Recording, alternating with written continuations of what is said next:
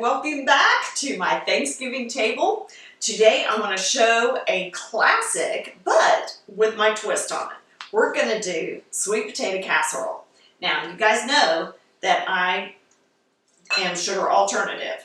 So we do things not with the marshmallow and stuff like that. I do it with the nut, the pecan topping. Okay, so that for starters. So we're going to go with a generous 4 to 5 cups of sweet potato. Now, here's another little hack for you guys. Love this. Instead of boiling and boiling and boiling these on the stove, right, and peeling and peeling and peeling and all of that time and mess, excuse me, I love to pre-bake. You can do it in the oven at 375, 350, 375 for about an hour if they're good sized sweet potatoes, or you can do them in the microwave. About 10, 12 minutes, okay? Love that. And then you just slip the skins off. You let them cool a little bit, right, till you can handle them. And you slip the skins off and just pile them all in a bowl, all right? And I prepped mine for this and actually did my potatoes yesterday and put them all in a Ziploc bag, peeled them all, put them in a Ziploc bag, and I've lost my towel. What did I do with my towel? Lost my towel. You know I gotta keep my hands clean. Fussy about that.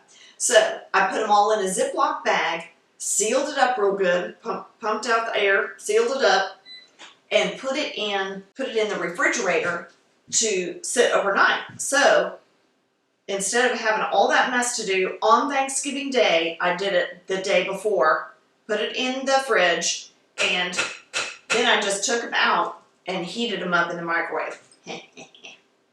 So that's another little hack for you guys. So into our sweet potato mixture goes our butter and our coconut sugar, our salt. Don't forget your salt because we're using unsalted butter, and potatoes. Sweet potatoes can be a little bit bland, so you got to make sure you get your salt in there. And then we're going to blend this up. All right, we're going to add our splash of lemon juice. All right, now let's get our casserole dish ready. Sweet potatoes everywhere. Okay, now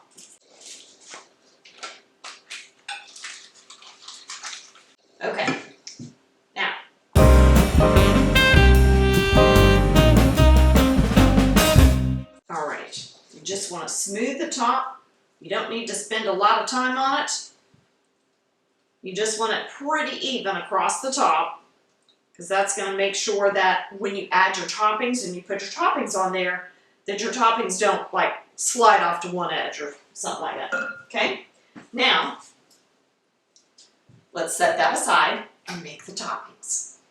Okay, now for our topping, we have a full cup of coconut sugar, and into that is going to go a 1/4 cup of unsalted butter. Then we have our little dash of salt. Don't need a lot. A 1/2 cup of coconut. And then a full cup of chopped pecans. By the way, you guys, nice little hack on that. Put them in a heavy-duty bag like that, and then go to it with your rolling pin. Remember how I showed you with the graham crackers for the cheesecakes? For your cheesecake, you just put it in a freezer bag like that. Seal it, make sure it's sealed, and press the air out, right? And make sure it's got a good seal on it, and it on a sturdy counter where you're not gonna break anything, and just pound it until it gets to the place where you want it. The reason that we love to do it that way in our family is because that way you can govern how small of a chop you get on those pecans. And in those hand choppers, you know, a lot of times you end up with dust at the bottom, and in the top, you're still having to break them apart. No fun. No bueno. We don't like it. So we do it different ways so that we have an even chop on the pecans. Now, with that in your bowl, you just start blending in your butter. Now, you can use a pastry blender like I'm doing, or you can use a potato masher or a whisk if your butter is soft enough, right? And you're just gonna work that in. This is another job right here. When the kids are around, some of them want to help in the kitchen, some of them not so much. Some of them I have to find little jobs for them to do. This is one of those things it's a lot of fun. Plus they're working with sweet stuff and they like that. All right, go into it with the hands. I'm just mushing that all in there. It doesn't have to be like super, super, super incorporated, but you want it fairly incorporated because you don't want big clumps of butter, you know, that are going to melt in little deposits on top of your sweet potato. And when it looks like that, you're ready to top your sweet potatoes.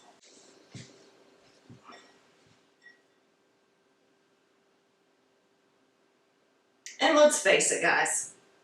I mean, we all know the topping is what we're really going for, right? Lindsay is nodding in the background. So, we want a good, generous topping on this. And I love to make sure when I'm doing a topping like this, you guys, I'm probably a little over concerned about it, but I like to make sure it gets all the way to the edges. And that way, every single bite has something yummy in it. And it's nice and uniform. There we go. Now, this is ready to go in. We're going to put this in our 350-degree oven for about 20 to 25 minutes. And then we're going to pull that lid off for about 10 minutes. Give or take, we're going to watch it and make sure that it's crisping up and has that just the faintest hue of goldeny brown throughout and on the edges. Okay? Okay, our sweet potato casserole is out of the oven, and that did go for 23 minutes with the lid covered, and then for 11 minutes without the lid. Just to make sure that that goldeny crunchiness happened on the top, okay? So that's the look that you want to look for too, guys. Ooh, this is hot. But that's what you want to look for. All right, so it's just a little bit brown on the top, and that's what you're going for. So we're gonna get the taste test. Yum! Oh my goodness sakes. This just has that feel. Look at that, you guys. Look at that. Oh my word. And that's what you're looking for, right? In that sweet potato casserole, you want that beautiful sweet potato layer, and then that gorgeous crunchy topping on the top of that. Ugh. Yum. Ooh, hot.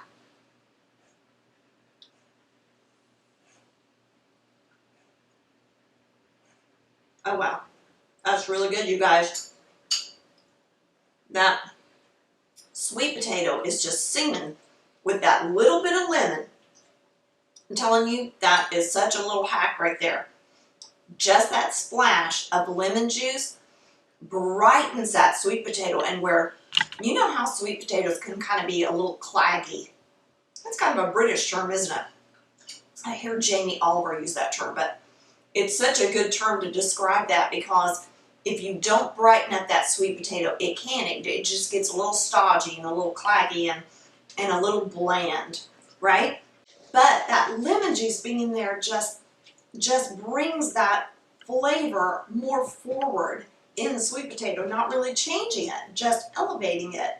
And then the topping on it, just so lovely. And by the way, for people in your family that don't like coconut, as long as they're not allergic to it, they're not even going to know it's in there. It blends with the pecans and that coconut sugar so well, and it almost brings like hints of vanilla to that topping profile, to the flavor profile and everything. without you tasting coconut, coconut, coconut. It's just so great. And as you can tell, guys, it is an easy dish to make. So give that a try, why don't you, okay? And by the way, guys, if you're not already subscribed to the channel, please do that, because we want to continue bringing you all these wonderful meals and ideas and dishes that we love so much, and we want them to be part of your family too. Well, that's it for now, and we'll see you next time on Things Tina Does. Could you please?